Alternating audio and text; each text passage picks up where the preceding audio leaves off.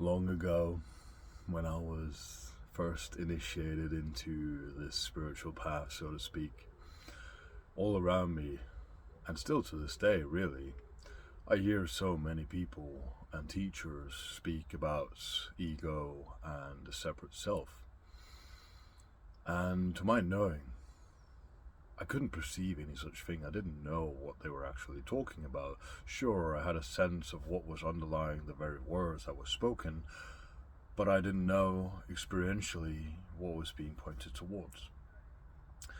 Because I've never seen an ego, I've never seen a separate self as such.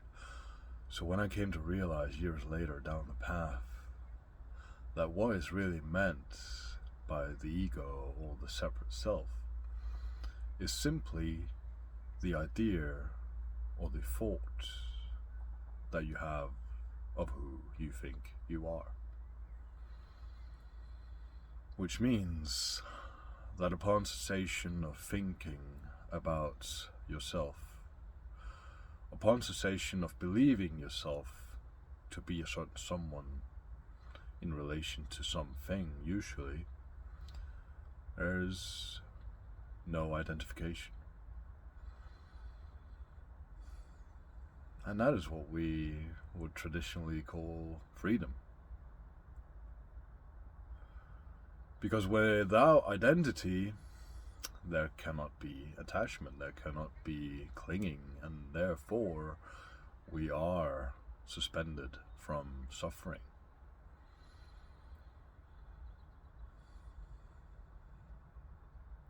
So when it dawned on me that really this all boiled down to the thought of who I thought I was, the idea of who I thought I was, then suddenly I could see the pattern. I could see the grips of identity latching on. I could see myself giving my attention away to these notions of who I thought I was. And still to this day, it continues to arise, it appears, it goes, and it is seen. And that's the key. It's seen, and we continue to be aware of this patterning, appearing in awareness, appearing in you.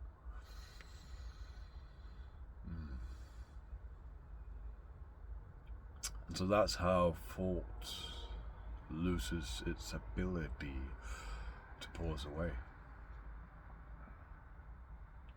Not because thought has any intrinsic power or ability in the first place, but rather because we see the pattern.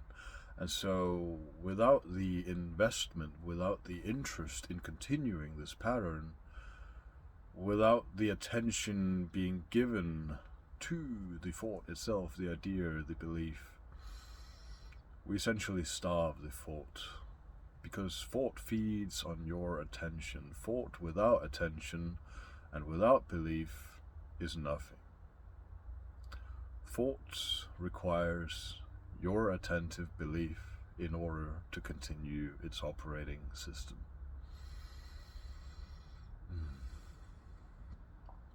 So in your day-to-day, when you go about your life, just notice this sense of contraction in you.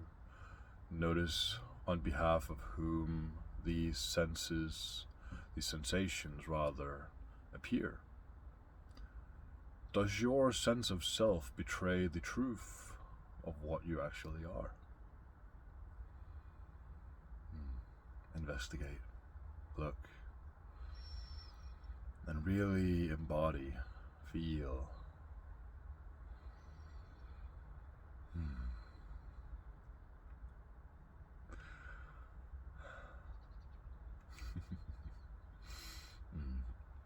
Wish you all the best.